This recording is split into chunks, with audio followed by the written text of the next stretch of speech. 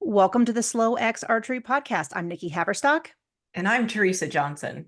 and we are here today to talk about a couple different things. We're going to catch up on sort of the news that's been happening, and then we're going to talk about the job listing for the USA Archery's new high top head coach um, position has been listed, and it has a date of September 16th. So we're really squeezing in for the last few seconds to discuss, I don't know, just the listing, who we think might be up for it, if there's anything that kind of stands out in it, and all that. But Teresa and I just saw each other for the first time in person in like 8 years. Yeah, and it was great. As so many of us said throughout this past weekend, a lot of us were together for Butch's celebration of life, which was just an absolutely epic event. I don't use that word lightly, but it was epic. It was probably the most incredible celebration of life I could have imagined for him. And we all kept saying that we were so sad for the reason, right, that we Mhm. were together, but so glad that we were here in the same place. And so many members of the archery community flew from points far away or drove or did whatever to be here. And it actually kind of turned into a weekend long celebration for a lot of the folks who came from out of town. So Mhm. we all spent a lot of time together, and my heart is very full. It was really great. Yeah, and there was a lot of people who wish they had come. There's a lot of people who messaged Yeah, me who said that they wish they could have come out, but it was it for a lot of people it was would have been a really expensive trip, and so they kind of had to yeah, manage it. But yes, absolutely. so all the people who are like, oh, I wish I could have been there, we know Teresa knows. We know. I know. I saw a lot of folks went into the RSVP and left notes that they couldn't make it. And I really appreciated all the notes and text messages from people who wish they could have been here but weren't. But for the people who were able to be here, I think it was a very special weekend. And, I was sitting in the living room at one point and a whole group of people were talking about how they were all on the junior world team together, but it Yeah. was like, I don't want to date them, but probably like 20 years ago, right? 20 years. Okay. Maybe It was, more like 25. I don't know. I think closer to 30, 30 Shut your mouth, plus. Nikki, because I was graduating high school then. So just be quiet. No, I don't think No. so, because it was Mark Hainline, Justin Hewish, Denise Parker Denise all said they were Parker. 16. And I thought And maybe then Vic Vic was too. 14, is what Vic Wonderly. Yeah. is my memory of what they said. That could be inaccurate. So And I thought Cindy Bevilacqua was maybe on some of those teams too. I don't know if she was on the world team, but she certainly was a pretty phenomenal athlete. she I talked think she had about being on the college team with Rob Koffold of oh, Lancaster Archery nice. Supplies. And so I was like, Yeah. I forget, and this is so dumb because I should know this, but I forget how many of the heavy hitters that we think of as being in more administrative roles were, many of the best were in fact archers. In fact, there's very few exceptions to the rule of I that I personally believe that some of the best coaches, team leaders, administrators, whatever, are were previously archers to some degree. I mean, they don't have to all Oh, be yeah. Olympians, but they definitely should have, had the thrill of competition, the nerves, the really bad tournaments, the flops, all of that. Yeah. I think we've been very, very lucky to have everybody here. And, we were able to spend time on shooting. You guys were all shooting on Butch's Yeah. archery range. And Teresa let me I, borrow her bow and mess up yeah, the clicker and screw up the knocking point and everything so that I could shoot with people. And she was coaching, and it was I nice. So I was was. like following her, and I was just like, I just want to listen to you coach for a bit. I just want to see what you're saying. And I was like being super snoopy. Um, and we got to Well, see Doug shared a bunch of information about just the history. Doug Who Denton. is Yep. the recurve guy at Hoyt. I think it's a Yes. fair way to say does he design? My student was asking me, does he design all the bows or just the formula series? No, all the recurve bows Okay. for many years now. Uh, since 2011, is that Oh, I don't know. I mean, I know 13? it's been, I believe he designed the first GMX. I think he designed the first I do GMX. like the GMX. It was a great bow. And I But think he's he was designed, there I mean, and certainly I'm sure it's a collaborative approach, but he really is the recurve guy over there. And yeah. um so to have, Doug, Butch had a lot of friends, but I think Doug was somebody Butch was extremely close to, and Butch definitely thought of him like a brother, and they spent a lot of time talking and a lot of time laughing, and it was a very normal night here in the Johnson house when I would walk in the living room and they would be laughing at something, and they had a very similar sense of humor. Hmm. And then they would also be talking about, product design and how to innovate and how to make things better. And so it's Doug and his wife Melanie have been a part of our lives for a very long time. So it's just like you have, right? So Yeah. it's a really special thing to have all of you here. And Justin and Mark, Justin, of course, was on the 1996 gold medal winning Olympic team with Butch, and Justin also won an individual gold that year. Yep. Um, Shooting very and well. Shooting very well. I was cheering him on at nationals. he Uh, shoot, even just to watch him shoot here in the yard or down mhm. in the downstairs range, his shot is just so solid. And it looked like I said it to him at one point, perhaps after a little bit of a peach margarita.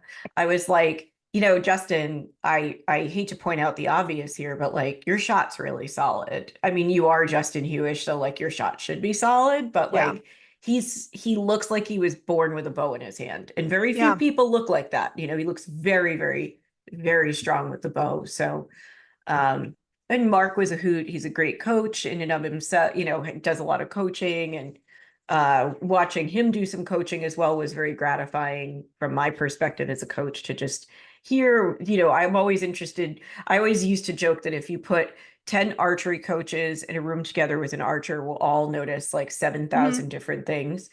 It's like looking at a painting in an art museum, right? And so it was very gratifying to see some of the things that Mark noticed in people's shots, and that I was noticing some of the same things, and then also that he saw things I didn't, and vice versa. So, Yeah. And but we had everybody was so much fun. We had Stain Holmes and his wife Jen great, here, super Texas fun. A&M folks who are just sensational, and then Frank Jason Thomas, Frank Thomas from Texas A&M, and who's Jason McKittrick and his wife. Um, and Frank was on the Olympic team as leadership when Butch 2004.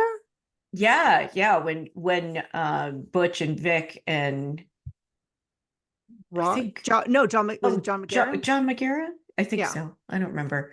But Um, anyway, so I think it was John McGarrett on that team, and in Athens in 2004, and they just missed the bronze medal, against Chinese and Taipei. yeah, no, I mean, and I mentioned that because not everyone. Frank's history with Texas A&M college archery is so big. It's easy to forget that he, did sometimes leave the college and do amazing things, you know, elsewhere. And Vic I feel Wonderly called our arrows for us, And you Jeff know, Anderson came all the way from Seattle to shoot with us, and Jeff was a hoot and so much. such a funny Jeff is guy. one of those people that like he's very quiet at the tournament, like you don't, he's not a big talker, but then you get to know him and he's a lot of fun. Super He fun. was a hoot. He's a lot of fun. And You gave Wookie a Jacob coffee Wookie was maker. here. I gave him a coffee maker. Yeah. So by way of explanation, for many years in the morning. So Butch and I had this like great sort of morning routine. So Butch was an early riser. I am not. I typically do not rise before 8:30. I like to wake up naturally. I read this article once about, that waking up to an alarm or some sort of disturbance is unhealthy. So I like to just wake up naturally, because the reality is I work until very late at night often. So I like to wake up when the Or sun stay wakes up me. late hanging out with friends talking I till mean, 2 that a.m. too, that too. But anyway, so I would get up and then I would go to Dippin' Donuts, which Mm. is right down the road. And they have the most luscious donuts, but also amazing bagels and coffee. And I would go get a bagel and a coffee in the morning. And Butch Johnson, I know I always talk about him with his full name, but Butch Johnson was very notoriously frugal. He was very, very frugal. He thought that it was a huge waste of money to go out and buy coffee, that you should make your coffee at home. And so I went and bought this very complicated coffee maker so that I could make, like, back then I was on a big latte kick, so I could make lattes at home. And and I'll tell the truth of it. So it's a great coffee maker. It's fancy. It will make you a cappuccino, a latte. It'll make iced coffee. It'll do like everything. But every time I would hear the noise of it turn on, it would make me a little sad, honestly, Mm. because Butch is not here, you know. And every morning I heard that noise, and then we'd sit and have our coffee together and we would chat. And so I finally sort of said, this thing needs a new home, and I was going to put it on Marketplace. And then Wookie was here, and he was talking about how he and his beautiful wife Brienne and their four little girls are renovating a house and they're about to move in. And he was thinking of making a coffee bar. And I was like, Wookie, Hmm. would you like a coffee maker? I'm And so, so I'm so, he I wish I carried it could. on. Is that what he TSA. did? Okay. Yes, I and was there's a wondering picture. I haven't seen the picture, but I think he said dug a picture of him like going through TSA because with his it, coffee it was a maker. pretty big coffee maker. So It's a I was pretty, like, yeah, this is not like a Mr. Coffee. This is like a coffee station. This is a big coffee maker. And I owe him a frothing arm. Wookie, if you're listening, I have the frothing arm attachment and a little like milk froth or something or other, and I'll mail them to you and Brienne. okay. And we saw, I don't want to leave anyone out, but there's far too many. We saw Jason McKittrick and his lovely wife. We saw Katrina. Oh, Denise Parker Katrina was Weiss. there. So Katrina, of course, she was a JMU standout and you probably shot with her, but if you didn't shoot with her, she also went on to become USA Archery's national events manager when Denise Parker was the CEO. And so it was She really nice. ran the famed Joe ad that we mention all the time, where people were passing out left and right because of the heat. She cleared the field.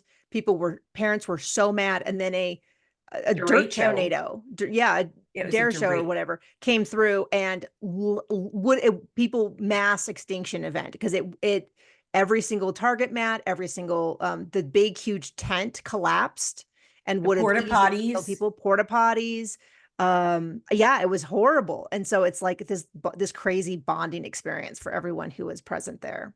Yes, and Denise, actually, I distinctly remember a piece of this where um, Butch and I had a rental car, and we had given the rental car keys to one of my coworkers who was overheating, and then she got so, I think, flustered that she dropped the keys and couldn't. And so we got into the rental car and then couldn't start it, and Butch Johnson refused to leave the rental car as debris was flying across the field, and so Denise like got up to our car and was like, you need to get out of this car and get in our car right now. And she was like, Butch, if you're not going to go, Teresa needs to come with us. So we left the field.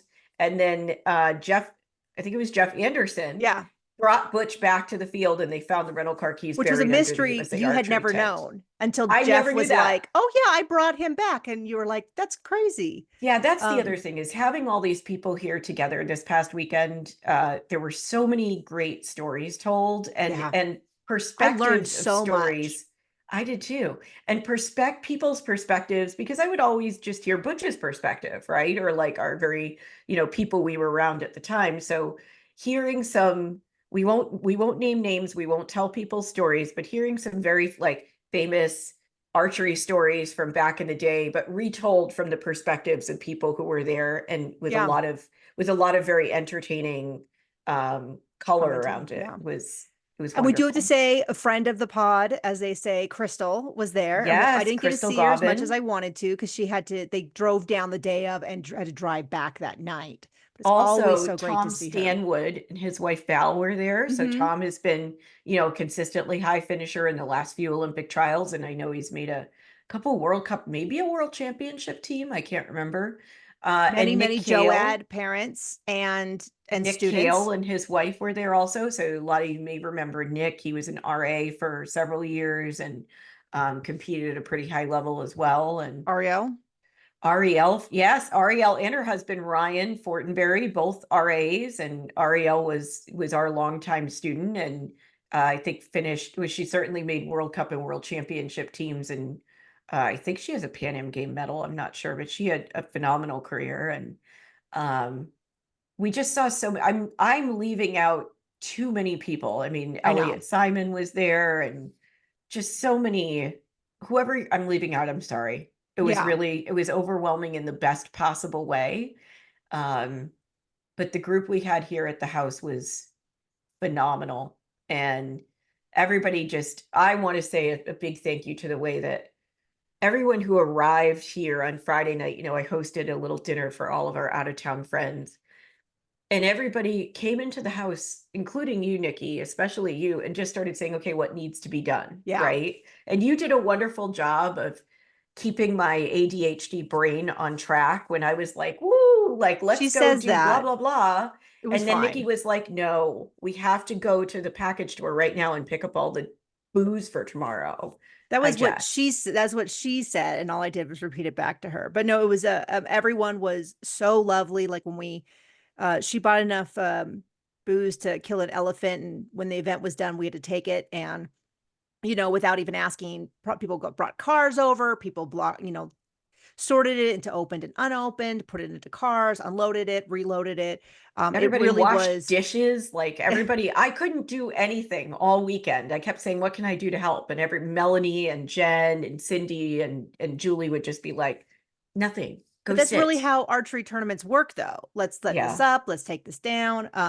We're gonna hopefully in the next few months get a few people to come on and talk about some of the stuff that they, talked about with us. About Justin Hughes talked about a really interesting approach to tuning. Various things like that. But speaking of which, oh, Well, what? before we do that, I was going to say, I want to say one thing, but people came, I mean, you talked about people, going to great expense and hardship to travel to this. And I saw people here who I knew, like, for example, Katrina and her wife, Katie, they have a 4-month-old baby at home, right? Like that was hard for them to get away they traveled an hour and a half each way to be here. That was a lot for them. And a 2-year-old, I think, 2.5. Um, People really disrupted their lives to do this. Denise flew all the way from Salt Lake and Yeah, just to be here for a day and get back for work and to be with her loved ones. I can't say enough about the way that people showed up. And someone said something to me this week that really struck a chord. I had been saying, look at all these wonderful people who came to celebrate Butch. And someone said to me, we were there to celebrate Butch, but we were there for you, yeah, right? We were there to help you. And yeah, the reality is my family members also came from very far to celebrate him, but from right after Butch passed away and those really, really awful first couple of months especially were really bad. And I have been surrounded by my family and our local friends and my photographer friends and Butch's very dear friend Chris, who lives nearby.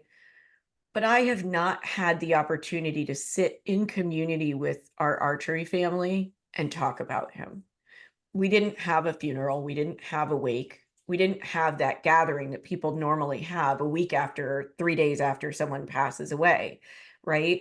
And so this was the first chance that I had, um, to really be around who I would consider to be some of Butch's closest people who he spent years of his life with, right? And that's not to diminish the importance of our family and our friends here in the local community and our wedding photographer friends and wedding vendor friends who all made this event happen. But there's something about archery. There's something about, we always say we're a family, but man, like we are a family. I have never felt so surrounded by love and camaraderie and friendship and support as I have this past weekend. And I was really concerned, I thought, how is it going to be when everyone goes home? Like Nikki, you yeah. graciously stayed an extra day, right? Just in case it just gave us time to spend together, you and It I, was and we had great. a great day. We went to an aquarium. We saw sea lions and beluga whales and went to And the ocean, dinosaurs. shopped, and dinosaurs. We saw a lot of dinosaurs. Um, and after you went, I dropped you off at the airport and I was like, how am I going to do?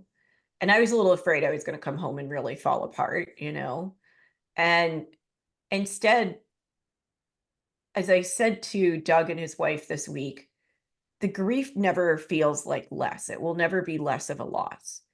But I feel stronger to carry it now because of last weekend.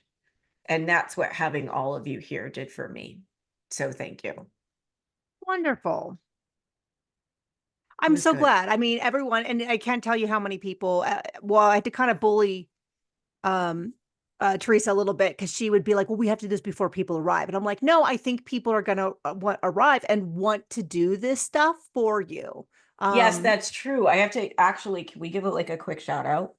Having Justin and Mark and Wookie and Jeff and Vic and everybody jump up on ladders to change like their like the garage light bulb was out and I really did not want to get up on a high ladder to change it. Doug and Butch's friend Chris built a new cat wheel for the cats. Like mhm. having Hoyt's recurve engineer put together a cat wheel I felt a little guilty, like, wow, that must be a real come down for Doug. But but And your everybody leaned brother in put and oh my a gosh, my table brother. and He'll never everybody, hear this because he would roll his eyes so hard at the idea of sitting through a podcast for 60 minutes with me and Nikki just yapping at each other, right, but about archery of all things. But right. um and but AJ came in and just rocked out with me and Nikki the day before. And I will tell you that I know it's an archery podcast. I have mentioned that Butch became a very talented wedding photographer in Hmm. his later years, and so many members of the wedding vendor Hmm. community, we had people there volunteering their time to photograph it, and two very prolific wedding planners just volunteered to plan the celebration of life. Our friends Allison and Tara came up with the most gorgeous floral arrangements I've ever seen in my Stunning. life. So Which stunning. we afterwards dropped off at an old folks home. Yeah, so actually it was very sweet. So that night we at the celebration was in a barn. And by the way, we'll have pictures soon. I'm going to put together a shared album and I'll share those on Facebook and we'll share them with everybody who came. Um, but we had the celebration in this beautiful old rustic barn with like lots of fairy lights and battery operated candles. It was very pretty. But the rule for using the barn is that you cannot have food or flowers in the barn after dark because it attracts critters. And Mm. so we had this panic of trying to get all the flowers out and all the food out. Butch's son, Richard, who was there, and a lot of the crew from Hall's Arrow in Manchester, Connecticut, where Butch and I worked, helped with getting the food out. And Because she then had no room everybody, left anywhere. Because we were yeah, there originally was no like, we'll room just in the take it fridge. back. And we're Yeah, and then like, we saw how much food there was, and we were like, yeah, we can't take this back. Um, which I every time I say that I feel vindicated because I informed Butch Johnson for many years that I needed a second refrigerator in the garage and he was yeah, like, no, we have no room for it. No, we we're have a not doing second it. refrigerator. We have a second refrigerator, and my mother-in-law has a refrigerator. So we have three refrigerators in the house, I'm so and jealous. it is divine. I Oh, I'm highly so recommend jealous. it. Yeah, if you like to entertain at all, I feel we used to have a second freezer, but that was not the same, right? Yeah, And I host we have Thanksgiving another every freezer year. too, because we get half a thing of beef and put it in there. Yeah, we do like a big Thanksgiving every year for like 13, 14 people, which I'm going to continue that tradition this year. And I love hosting people. I love, entertaining and you need the space. But anyway, so everybody mobilized to take these beautiful centerpieces out so that none of these gorgeous flowers were wasted. And when we got back to the house, immediately everybody just put these flowers around the house. It was so beautiful. We Mhm. have a beautiful like poster of Butch, like the sign that was at the memorial. It's sitting in my living room right now. And then the next morning, Nikki and I looked at each other and said, okay, our very famously mischievous cats are coming home in like a day and we can't have all these flowers out. So what do we do? And we took a trip to the nursing home nearby and they were thrilled to get those flowers. Yeah. You gave them chips I as well. You were like, I did. I do not want this junk food. And the lady was like, thank you. She was thrilled to take it. But yeah, Yes. they take it. Hospitals oftentimes will take it. I think schools might. But yeah, next time you have a bunch of extra flowers, those places, love to have pretty things around. Yeah, it just did. So every single thing that we did felt good and felt right. And now I have a garage full of alcohol to either return or potentially use for the Christmas party, which maybe I will. I think I'm going to resume. Butch and I used to host a big like holiday party each year, and then around COVID we kind of stopped, you know. But I think I'm going to resurrect my holiday shindig this year, and hopefully the alcohol will last a couple more months for that. Okay. And while we were there, especially the Yes. first night, we threw on the Paralympics to watch. And that was super fun to watch with people who had been at, you know, the Olympics various times to talk Yes. about. So big congrats to all of the athletes who took home medals. We brought home several medals from the US. That was super exciting. Yeah. And so it was Nikki, you took a picture at one point. You took a lot of pictures that were either sweet or entertaining or Yes. both. There was one of my face during a certain conversation that will live in my brain rent free for the rest of my life. But anyway, there was this great shot that you took of everybody watching the Paralympics. And Hmm. I just thought, I mean, Matt Stutzman had a tremendous performance. Hmm. And um, Jason. Jason, whose last name, let me look because I don't want to mispronounce it. I feel like that's a name I'm always concerned I'm going to mispronounce. Um, I feel like it's Tabansky. I think so. But anyway, just phenomenal performances. Do we have the results by any chance? I don't have them in front of me. Yes, Um, Jason Tabansky. Um, I feel but like there was just another gold medal, but now I'm yeah, unsure. and we also had the youngest Paralympic competitor of the entire Paralympics was on the archery team at 15 years old, which is just amazing. Um, I'm going to pull up the results while we talk Okay, you do so we that can because I come have back something to to it. share that you Yes, haven't heard, please. which is this Nikki, morning. are you holding out on me? I saw it literally. Well, I saw it when I saw it during the time when you were like, I need another 20 minutes. And then I saw it. So I literally haven't had time. But a lady was posting a thread on threads, and it was from a psychology study that showed what hobbies in a partner women are attracted to. So if you are looking to attract women, this is relevant information to you. And the top is like, reading, foreign languages, playing an instrument, cooking, woodworking, painting, writing, gardening, swimming, etc. Photography, astronomy, hiking, archery. So, according to this study, Ooh, 89.5% of the women surveyed found that archery is an attractive hobby. So, it's some good news for our archers out there. Unfortunately, there's also some bad news. This is a little bit of in terms of what is unattractive, arguing online, 12.3%. yes, So, that is unattractive. I agree with that. um, Oh, wait, so this is men about women or no, women no, about this men? is what women find attractive in a partner. So I don't know if So, they asked them specifically men or if they specifically left it open to like, anyone. if your partner was to have a hobby, what do you Hmm. think are attractive hobbies? Like you would find that if you were talking to someone and they said, "Oh, I'm really into archery," 89.5% of women would say, "Ooh, that sounds really interesting. I would like my partner to have that." Whereas arguing online, only 12%. So this is my tip. If you are looking to attract women, archery, yes, arguing online, no. Like you don't want to do both of those. And I actually passed that on to Archery Letdown. So let's see if there's a meme that shows up in the next day or two about that.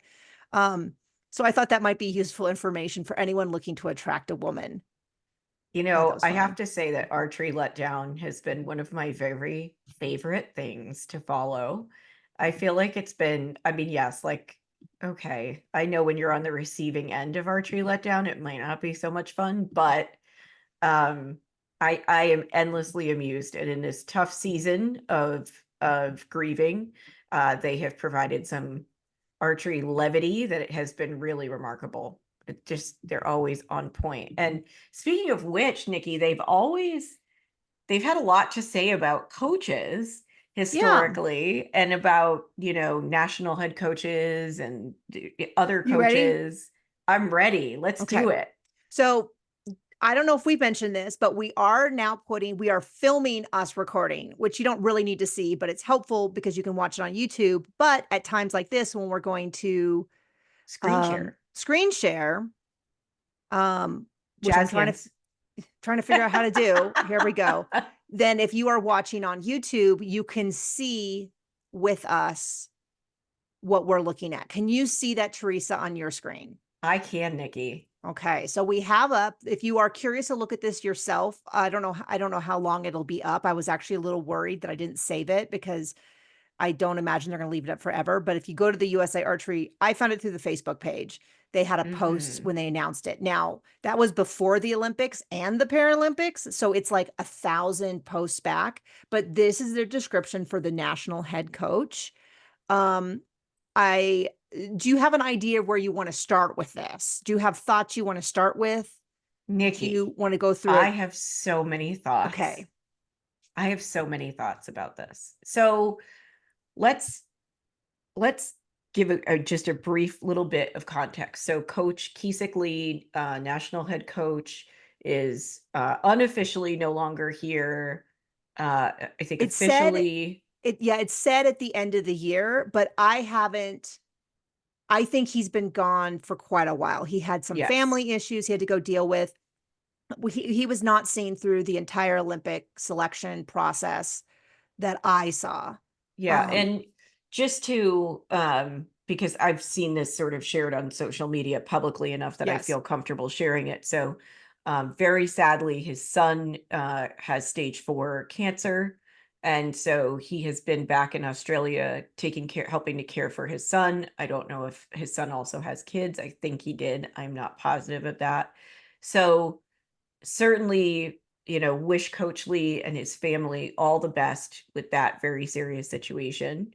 Um, but I think we can sort of say that now, looking back, separating the personal from the professional, this is a time when it's really important for us to find a national head coach. We, um, have done a tremendous, our women have done a tremendous job. They qualified all of their Olympic spots this past time, and particularly, we've seen, I think, a real standout in the on the women's side with Casey Koffel, but Mhm. I think the depth of field on both the men's and women's side, we have strong men, but they have not been able to, unfortunately, qualify their spots this past year. And it Mhm. certainly, when you look at I think it's easy for someone to Monday morning quarterback and say, oh, well, the athletes didn't qualify their spot. But as a coach, I immediately sort of look back and say, where could we have served those athletes better to support and help them and set them up for success in Yeah. qualifying their spots? Yeah, to be So really this is an clear, important search. we're not saying that the men like let down the No, organization because there's absolutely only not. so much that they individually can do. Um, and I need to point out that before Coach Lee joined the US, we did not have a national coach. So that's kind of Correct. that's it's hard to explain because people will say, "Well, what do you mean?" Well, we Lloyd Brown was at the OTC. He was paid by Easton. Easton paid him to work and then loaned him to USA Archery and the OTC as it was at the time to support those athletes, but he wasn't making. I don't know that he even had say over maybe who the RAs always were. It's not to say that he disagreed with who the RAs were, but just more of like he didn't have that level of control. So we when the US brought on Coach Lee 2008, 2006. okay, 2006, this was the first time we really had this hierarchy of a coach who then could declare things that sort of flow downward. So the reason I mention that is because it's interesting when they explain the general duties, which I'm going to try not to do like nervous scrolling. So Teresa, if you see me nervous scrolling, you have to be like, stop it. We can all see that. Um, so when you talk about this first part, which is these general duties, in a way, they're sort of this is the first time I think that they have ever really uh, coalesced them into one place and stated them explicitly. So Mm-hmm. I don't know if all of these things are things that Coach Lee was previously doing, if these are things that they would like the new coach to do, but he wasn't previously doing, if this is a little bit of, because it's a very, very extensive list. Um, I left it up here long enough, so I'm going to kind of scroll down to a little bit more, but there's things in here that talk about 8 weeks annually of travel. So that's 2 out of the 10 month out of the 10 months, 2 out of the 12 months that they're expected to be traveling, which of course is it's not like you come back and are instantly back on. So we're really talking about 10 to 12 weeks of travel when we talk about like jet lag on each side and stuff like that. Um, it's a significant a lot and a lot of things they have under this. I thought it was really interesting that they didn't list. They have a to be determined for both who they will report to, because Mm-hmm.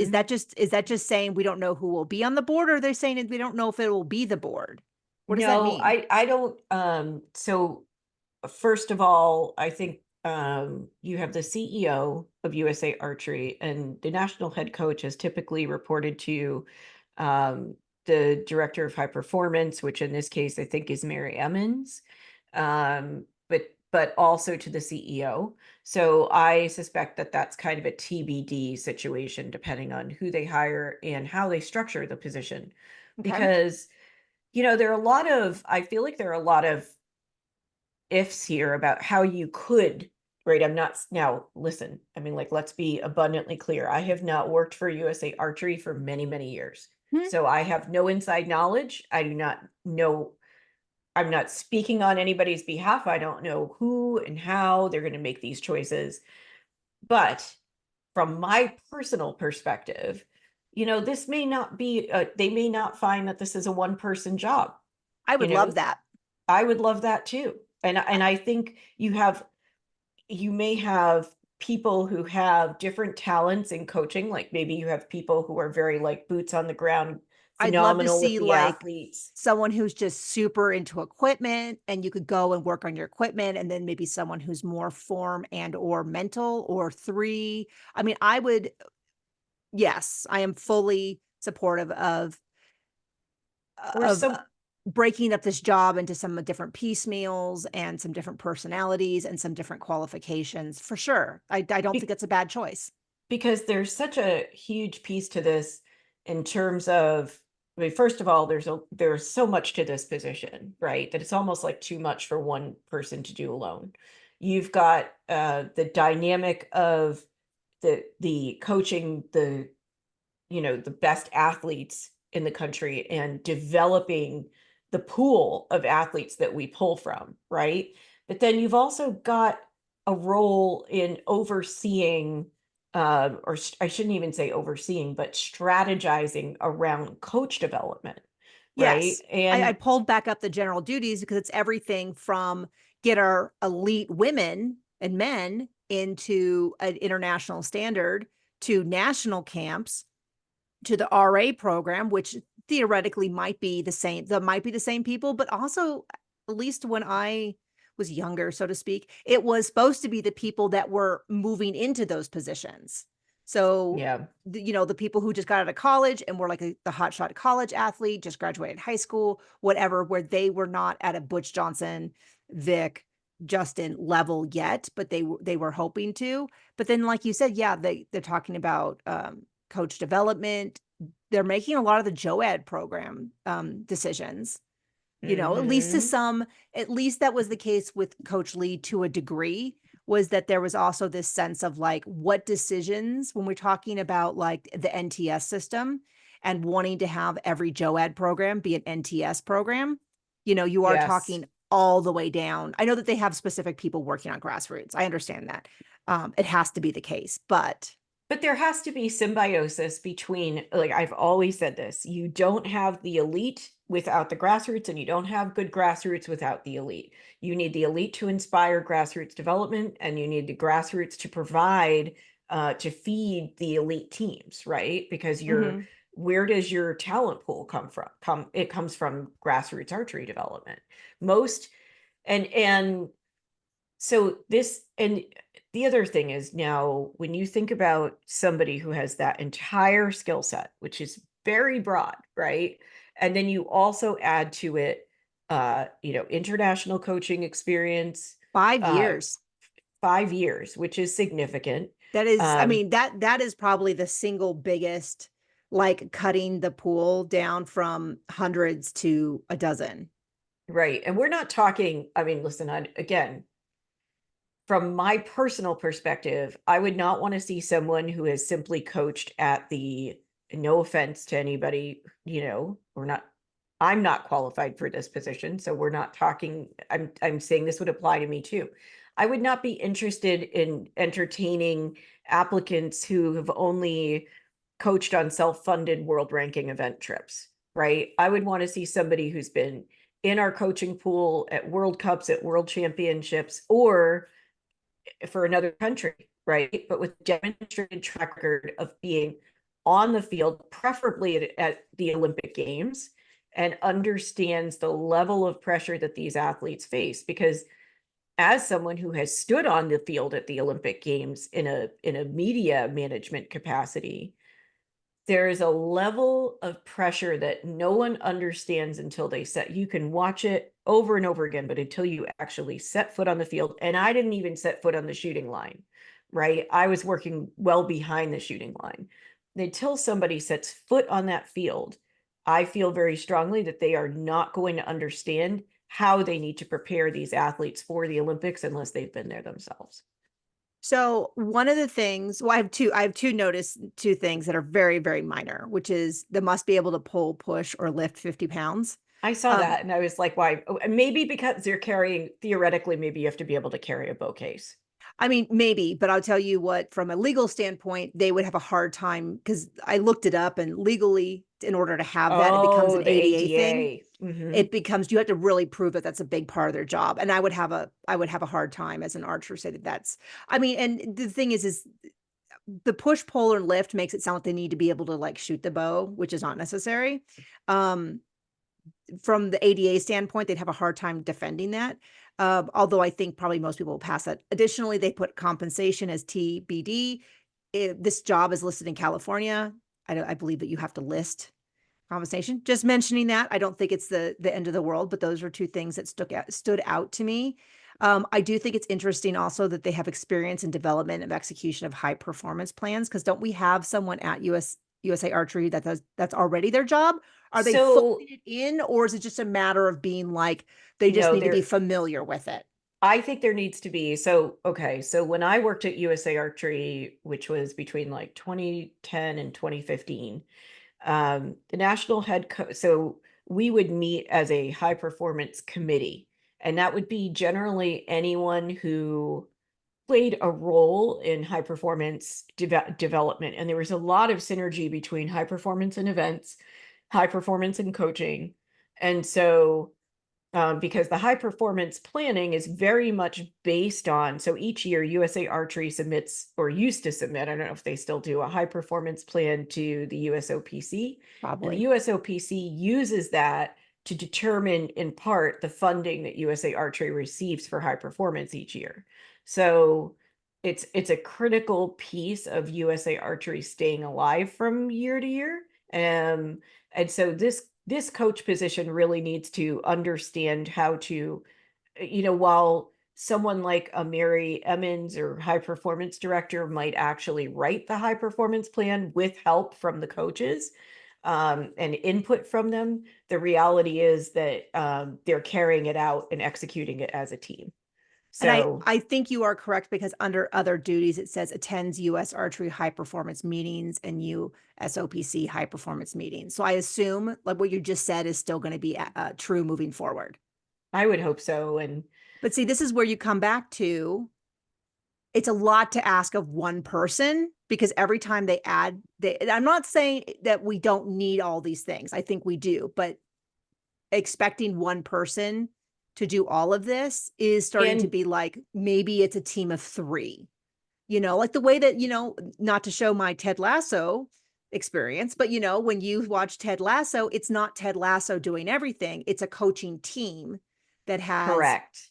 multiple people who are dealing with different aspects. And that might be where you see, because you could see someone working for a month on this preparation for this, while someone else is also down here talking about international experience, because the person who has international coaching experience as a coach or athlete, which I do love that they put athlete on there, because Mm-hmm. that should definitely count towards that timing, might not be the same person. The strong interpersonal skills, the commitment to excellence, like you might see where people have the different levels, and the person who sits and does analyzation, analyzing the equipment for an athlete might be a different person than the person who sits down and does the meetings where they're really Yeah. selling it.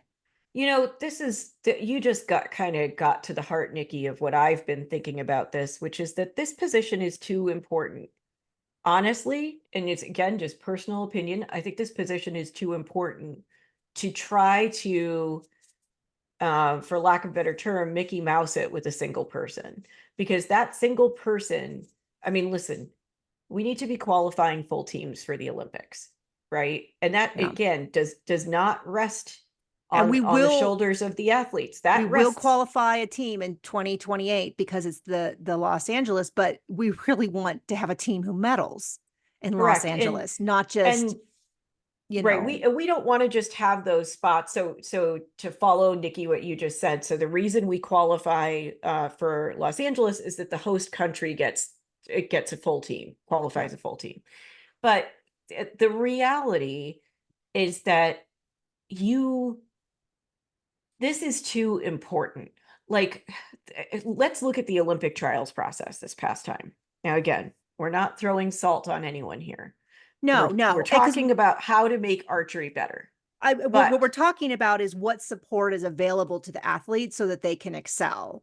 And right, so none of this, and there's a fair argument. I don't know if we'll have time for it today, where people have said, should all this money be going into a coach or should it be going into more athlete support? And very, very fair question. We're just not going to discuss it this very second. I just want to yeah, acknowledge I that. So if athletes who have heard who feel like what we're saying is they weren't up to snuff, I cannot express enough about how that is not the case, that we have right. so much respect for the work they're doing. Just are they getting all the resources that they And I deserve? don't think they are, Nikki. I mean, Yeah. the reality is, I don't think when you have a national head coach who has to do all of that, that national head coach cannot be. So then you have to think, well, do we have a team of coaches? Like, do we have a Chris Webster who right now is running the program at UNC Charlotte, Who I've right? heard great things about. I've only know him in passing, but I've heard great things. I've heard great things, and Butch and I actually have an athlete that Butch coached for a long time, who I now have also coached, and I'm working with her now a little bit on some mental management stuff. But we have an athlete in that program who's just flourishing under Chris's Wonderful. coaching. He's phenomenal. I have nothing but great things to say about Chris Webster. Um, is this a team approach where you've got a national head coach based in Chula Vista, and then you've got a team of coaches, as you said, like the Ted Lasso model, right? Where you've got, I mean, can you imagine for a minute, like the Kansas City Chiefs without an Yeah. offensive Yeah. coordinator and Yeah. To be defensive clear, it's not coordinator, just Ted right? Lasso that does this. I just want to make clear. So people are like, man, But we she doesn't love know. Ted Lasso. But I do like Ted Lasso. But it is that idea that it's not uncommon for places to have teams who make decisions about, like a physiotherapist and the sports psychologist. And I know that that can And be you can't available through coach. different, but they really, I mean, you know, you know what I mean? I do. And sorry, I get so fired up about this topic. I didn't mean to cut you off. No. I was going to say, you cannot coach in a vacuum, right? Yeah. Great coaches don't coach in vacuums. They ask for input, they ask for feedback from other people. And the reality is that if somebody's saying we have an either or choice, like we have to choose between having a fully staffed, coaching position, national head coach versus supporting athletes more, I am Yeah. always going to push back on that and say, well, yes, that's true, but it shouldn't have to be a choice because there should be more attention on non-endemic sponsorship and fundraising. Yeah. So that goes back, not in any form of disrespect to USA Archery, but it goes back to archery as a sport. Olympic archery and Paralympic archery, and doing a better job of engaging, marketing the sport and getting out of our own way in terms of fundraising. Yeah, Because no, it I shouldn't mean, be a for sure. choice. It I should mean, for not sure. have to be a choice. I mean, it's a very elite privileged point of view to say things like, well, we're providing all these resources, the athletes should be better. And then the athlete's saying, well, I have to work 40 hours a week. Absolutely, When am Nikki. I going to take part of this coaching? When am I going to go to this camp? How am I going to Or afford to fly? I have to train in New England where I can't get outside for the Arizona Cup. I mean, Right. listen, No, Butch would tell totally. you there were years where Butch would show up in Arizona with no sight mark, right? Yeah. Because April 5th, PS, my birthday, we're usually in Arizona. I mean, not that I'm just dropping that out there so nobody forgets next year, but Hint, but hint. truly, hint, hint. But on my birthday weekend, which usually takes place at the Arizona Cup, it's usually there's often still snow on the ground here in New England, which is why we always loved going to Arizona, right? Is to get into the warm weather. But you typically didn't have a sight mark. So I can certainly sit. I know I start to sound like an old lady with like a get off my lawn sign here. And that is not my aim.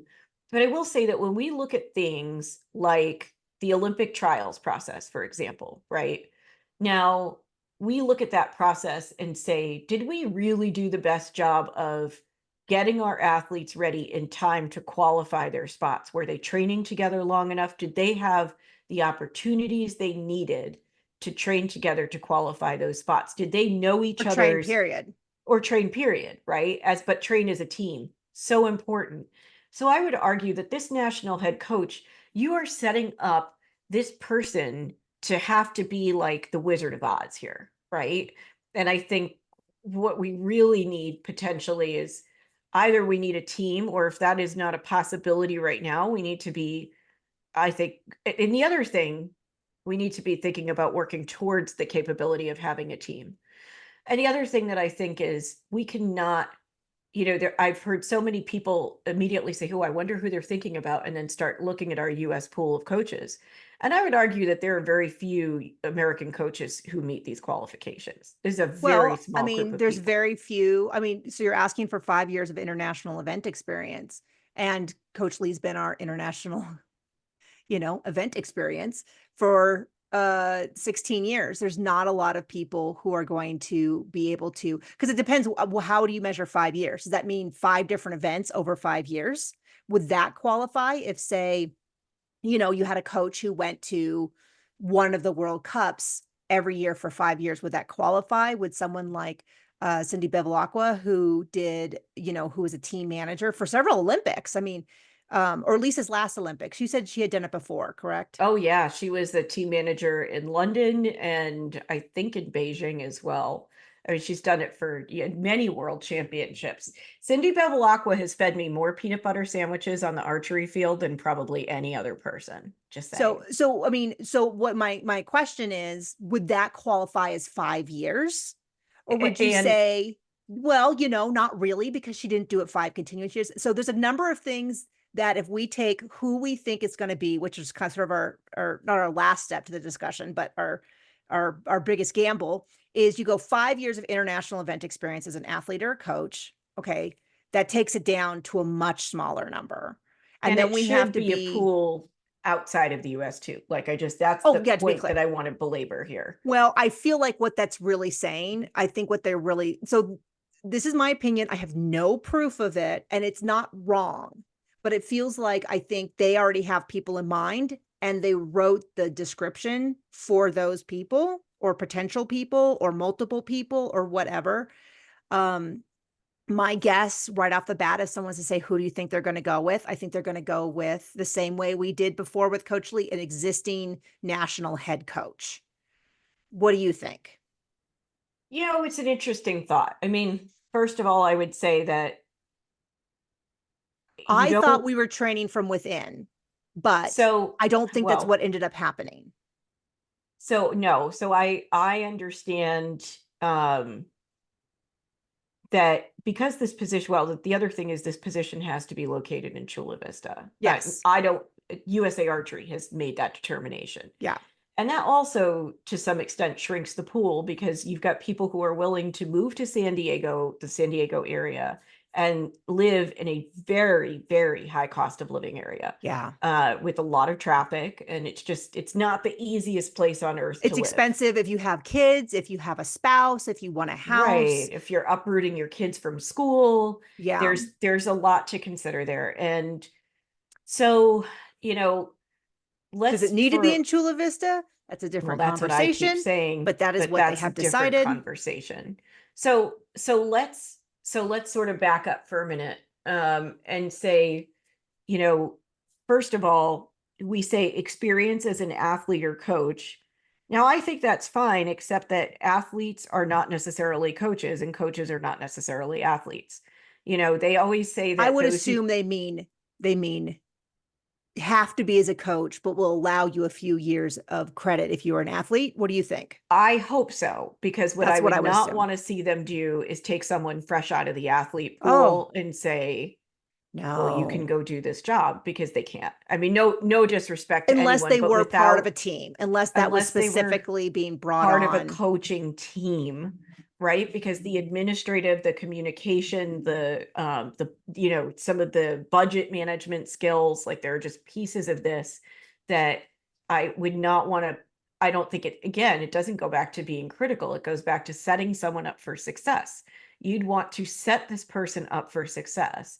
And that means making sure that whoever this person is has experience ideally as a coach, but also a competitor. And there's a Coach lot of amazing athletes who are also coaches. And there are many athletes who are completely not suited to be coaches. and I'm not many going to pull any coaches, names. listen, we have coaches who aren't suited to be coaches. So there's a Fair. little one for archery letdown. Yeah. Um, but anyway, what I was going to say also is I love the idea of looking outside the US. I mean, I could think of a couple people in the US who meet these criteria who would be wonderful coaches, and I'm willing to bet I could think of two in particular. And I don't think either one of them has any interest in moving to Chula Vista. Actually, I can think of three. So if we take those three out of the equation, who meet all of these criteria, now you're looking outside the country. And I think then you get into some really interesting options.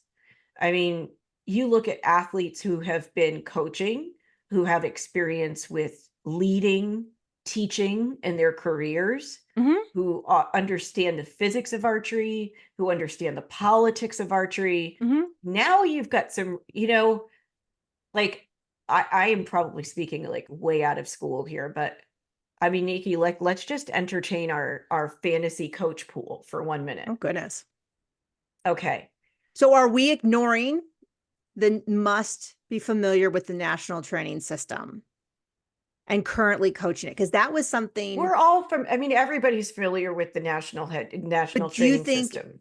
do you think it's real? I think that USA Archery is going to need someone who is actively training it, and all of their athletes are, because what I was told was that they've invested so much money into this system that they are unwilling to sort of let it go as a primary. I I don't know if wouldn't that's let it go correct. either. I wouldn't let it go either. But what I would do is I would have a coach who's versed in NTS and For other. sure. Listen, this always gets me when we get like very my way or the highway about shooting technique. You look at who's winning internationally. You have the South Koreans, you have Chinese Taipei, you have China, you have people India. from India, you have people from all over the France obviously world, did amazing this year. and they all shoot differently. So Yeah. why on earth would I ever put all my eggs in the basket of a coach who only does one thing? And that is not a slap at Coach Lee. I'm just saying that a great national head coach has to be able to take an athlete like a Casey Kaufhold, who certainly does not shoot NTS, and Yeah. has earned the respect the world over, Hmm. right? She is tremendous. Who on earth is going to hire a national head coach who wouldn't be able to work with someone like Casey? Yeah. Now, maybe Casey doesn't need And to work with the national head coach, but that's besides the point. well, I was going to say that that's where the word work comes in. What does it mean to work? Does it mean to support them? Does it mean, you know what I mean? Does it mean to change what they're doing? Does it mean, are they okay with Or And I meet them where think they are. meet, It means are they meeting them okay where with they saying, are. hey, these are the things I'm working on. I'd like you to support that. I'd like you to, film me, to do this, to do that. That kind of thing. Okay, but back All to it. right, Okay. fantasy coach Fantasy pool. coaching. Okay, here are my picks in no particular order, and we're not, this is outside of the US. Okay, I'm going to go outside the US Okay. because my US picks, I think, are people that, I mean, my first choice would obviously be Chris Webster, but I don't know that Chris Webster wants to relocate his entire life. Maybe he does, maybe he doesn't. I have no knowledge of that situation. So now we've got Frank Thomas, Who's who retiring soon. retiring, and Frank, I think when I floated this past, I thought I floated this past him maybe after a glass of wine this past weekend, and I seem to recall him laughing, but I Yeah. could be wrong, but he might That have was my laughed. impression too. He Right. has no interest in it, but he is qualified. He is qualified. Derek Davis. Wonderful. Yes, I don't know I that would. he also wants to move and He'd do that. probably laugh too. I think that the problem is many of these people have a long history of success at the college level. And I'm going to say They have good something, jobs. I'm going to say something that might be controversial, but I stand by, Say which it, is Nikki. stepping into this job might be, I want to use the word dangerous, but not in a literal, like, fearing for your life, but possibly like this might be the biggest, Oh, you're going to have messiest. such a target on your back in this job. I think it's going to be really Listen, difficult. When Coach Lee came in, we did not have uh even as strong of a social network in terms of the ability for people. I don't think we had any podcasts back then. We certainly didn't have any meme pages. Um, we weren't all on Facebook we back weren't all on then. Facebook, YouTube, all of that. He stepped in with an extremely strong pedigree of success in a way that I feel like we hadn't really seen at the time. That could be debated about, numbers of medals and stuff like that. But I think that the people were primed to believe that a coach could come in and fix everything. And I don't think we have that national belief now. And I think coming in and trying to make any changes, there's going to be a lot of pushback. We have a lot of strong-willed athletes, and so they should be protecting themselves and not wanting to, like when Coach Lee came, all of the RA switched to NTS. That's what they did. I knew people there at the time. They all switched to NTS. I shouldn't say, but the idea is they're open, at least the ones I knew, totally changed their form. They were happy doing, no, I shouldn't say happy doing that. I'm projecting a little bit, but I don't think they were happy doing it. I knew several that they were like, finally, someone's going to teach us the right way to do it and it's going to all be better. You know, Well, and listen, like I I'm sorry, I didn't mean to cut you off. no. I want to hear your thoughts here. Okay. Well, so to get back to like what we were saying though, the point is we want someone who the athletes will respect and listen to. Um, an interesting thought is Lorinda Cohen Gomez from She's great. Texas A&M. She's phenomenal. Um, She's taking over the Texas A&M. So that's so another we person won't who get wouldn't her. want to Like, move. this is what I mean. I have a list of US coaches in mind, none of whom we're Well, going to it's get. really hard because what you're saying is who is so good and so unhappy with their current job. Well, so now let's You know what go I to the mean? international pool because, like, this is where I get excited. Okay. In no There's someone I've particular had a order. name. I've been eyeing, as we knew at some point Coach Lee was going to retire. There's Yes. someone that I've been eyeing for a I long have time. I have three in Okay. mind. Okay. So my first pick, and I feel like maybe we slept on him, is Chef Vandenberg Yeah. from the Netherlands. Yeah. And the other one who I think would be amazing is Crispin Duenas from Canada. Yeah. You Those know? were those were I was thinking Ron Vanderhoff. Oh, Ron is a no-brainer, except that again, I think this is someone else we slept on because isn't he coaching in Canada now? Yep. With Right. Chef coming and helping him. But see, that's where I was like, there we go. We have our team. We have our That team. that's exactly it, right? And That's who I've been watching for a Ron is while. such an accomplished coach.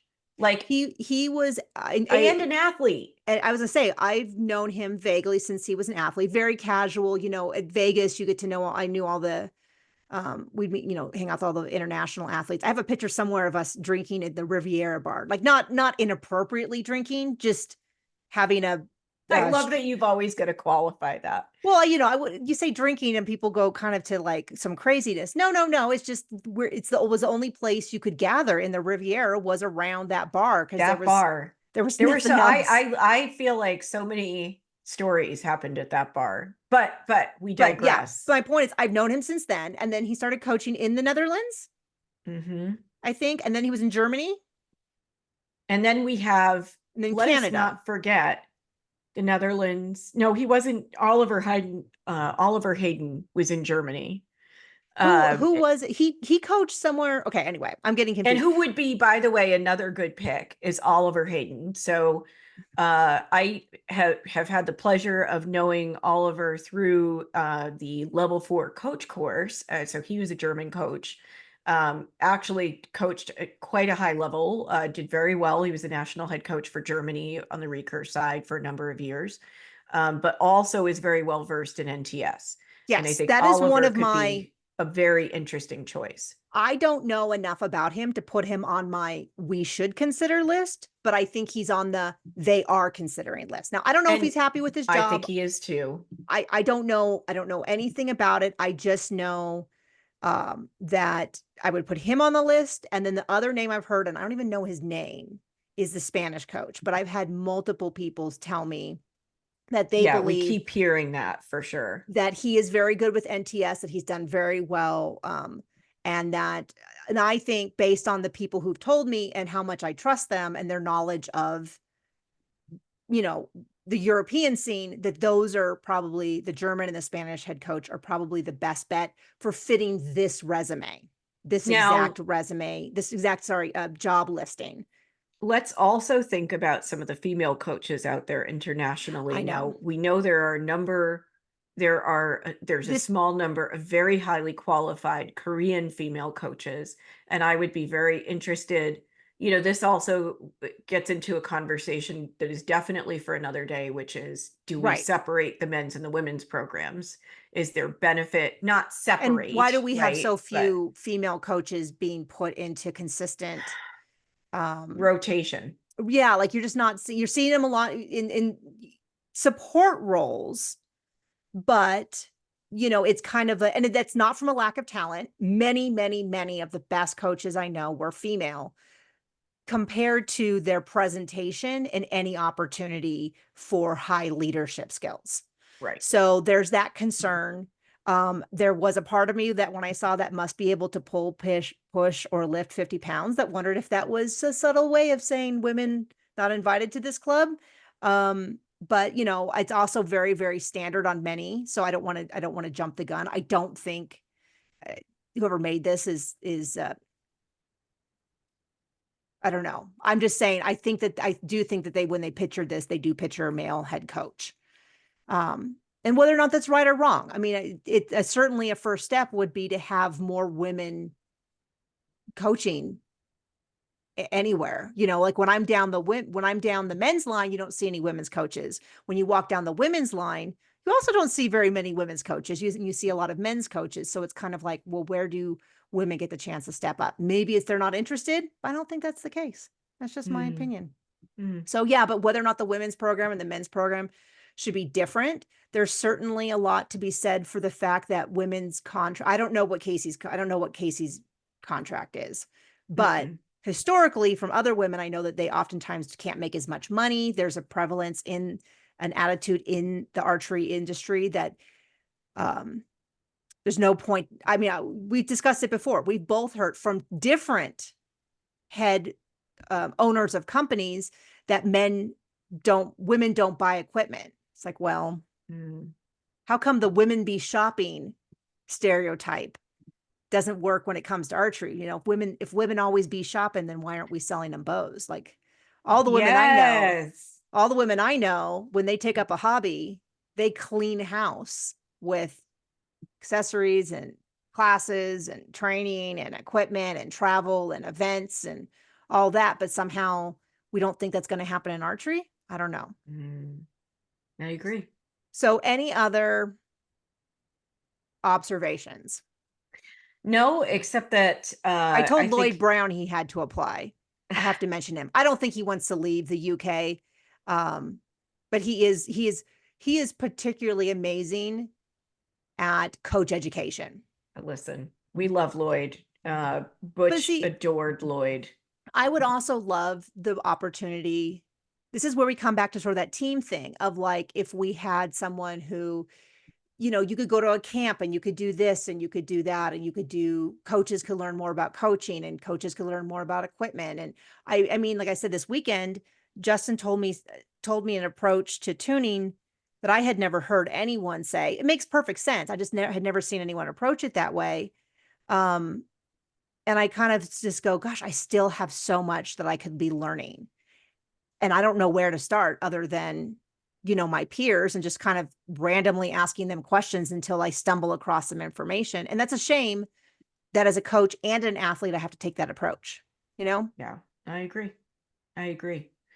We we're in a good position, I think. We've got, you know, I look at USA Archery today and there's a strong organization there. Is there always room for improvement in anything we all do, in what I do and what you do? Of course, we can always do better. As a sport, we can always do better. We can always succeed at a higher level. We all have things to learn from. From personal experience, I Mhm. know how difficult working for USA Archery can be, And right? that's You're not, I mean, trying and to that's do a just, lot with limited resources. yeah, that's just, I mean, to be clear, that's not that the individual people, it's just, there's a lot of stress. I mean, Yeah. we talk about this event a lot, but it was because so many people were there at the same time. And I was there, which is not the true for many events that Teresa did, but the Joad we did, I remember I was just an announcer and the crush between what the kids wanted, what the judges wanted, what the parents wanted, what the concerns for safety. And it was even things like things would be happening on one side of the field and the people on the other side of the field wouldn't know. And so they'd be like, well, why are we delayed? And we're like, because three people just passed out. Like, I'm sorry it's inconvenient for you, It, but yeah. people are literally being carried off in ambulances. So there's kind of like right now the focus is not as much on, your precious 12-year-old worrying about losing their streak. Someone's dying. Like we got to make sure someone didn't have a heart attack over here. So there's a little bit of that. And so there's a lot of pressure from that. Um, it's not it's not an easy job. I don't want to make it sound like we're just bagging on them in any way, shape, or No. form. Oh And we don't, no. and the problem is, and this is where I'm like, this is going to be a little bit of a thankless job because I think there's going to be a lot of difficulties if the new coach wants to come in and make changes. I think there's going to be a lot of, this is kind of what I'm saying, the difference between when Coach Lee came in, at least where I was.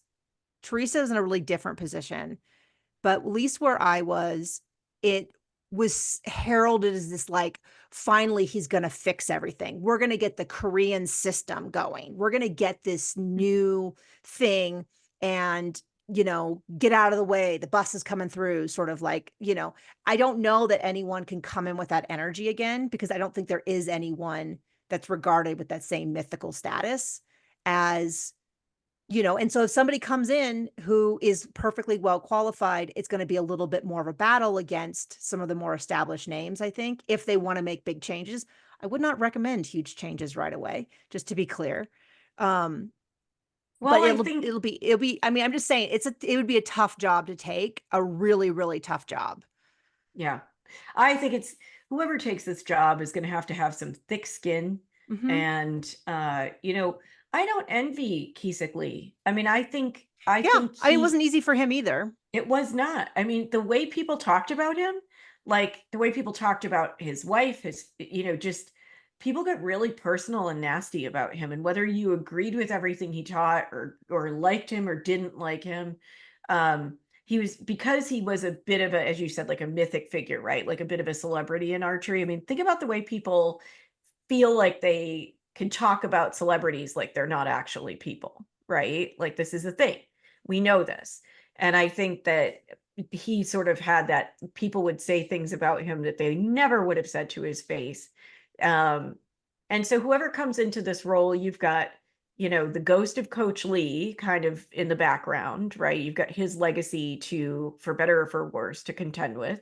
You have USA Archery that now is moving forward, not having qualified a men's team for the first time in I don't even know how long. And you got a lot to do. You got a lot of hard work Yeah. to do. But I think the person who comes into this role, if they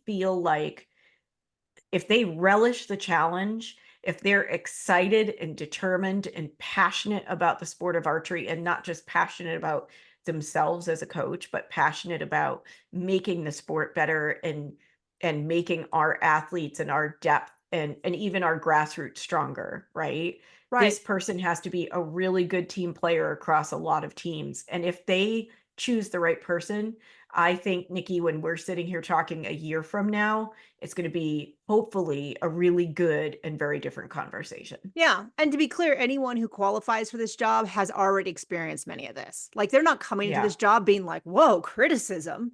People right. unhappy with what I said. Oh, this never's happened before." It's like they've already that would not be a surprise. And I don't think any of them are going to hear this, but if they do, please apply. Like, please don't let all of our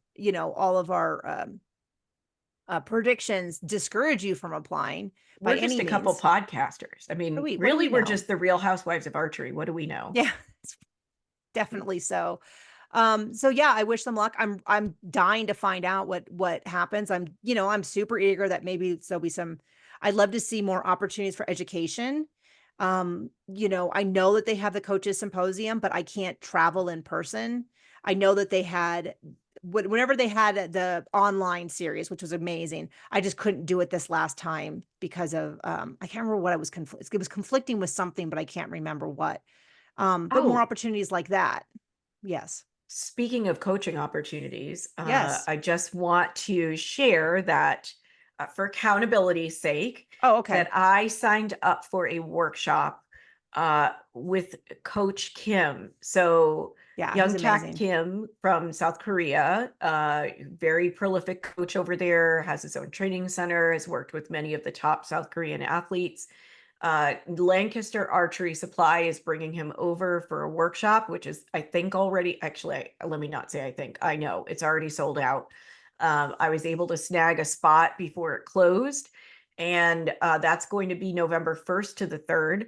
So I am going to be picking up my bow to start shooting on a much more consistent training program, because I would like to be returning to competition next year. Not with any lofty goals, but more so for my own mental health right Yeah, now. to see With friends, to see to friends, to shoot. stay connected, and have things to look forward to right now. Because of course it's a very tough thing when you lose your partner. So going back to archery feels a lot like coming home, and I miss the fam. So now that I've had a dose of archery family for a whole weekend, I want more. So I'm going to go to Coach Kim's workshop and try to, we should definitely record an episode, I think, based, around that a little bit. And I'll share a bit of what I learned, but also, I think in thinking about planning for tournaments, there's a lot we can do to start inviting some folks to come and chat with us, sit with us on a Saturday morning and record, or whenever it's Yeah. convenient for them. Yeah, for sure. Yeah, I mean, I've been practicing. I haven't shot since I got home, but I did. Yeah, being around a lot of people and people talking about, going to Vegas and internationals and Arizona Cup has definitely got me like motivated to practice. Although I got home and I was like, honey, what do you think about so I was gone, to be clear, 6 days. I got up before my son woke up and I got home after he was asleep. So 6 full days. And I got home and I was like, what do you think about me maybe going to a few tournaments next year? And my husband was like, we cannot talk about this right now.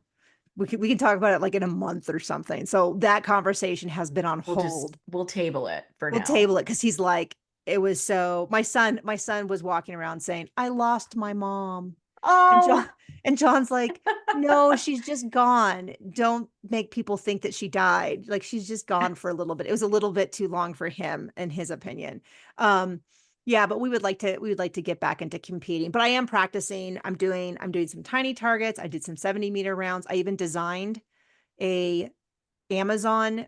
It's the Yes. POD print on demand, Scoring, the a scoring little journal, a right? little scoring journal so that I could keep my 70-meter rounds in one spot. And so if you go on So go get Amazon it.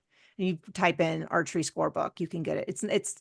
It's like I make like 50 cents on it. So it's not a big money maker for me. Okay, but But I y'all go wanted buy one. it so Nikki can travel Yeah, go next buy year. like a couple thousand if you could and get all of your couple thousand friends to buy a couple thousand. That'd be, or Yes, you know what, please, at that please do. point, buy two and then send me $1,000. That would probably be a better use of That your would be money. fine. Yeah, yeah. So that's another option. So thank you so much for joining us. No, we love you all, So most of you. and we will see you on the next podcast. Bye. Bye.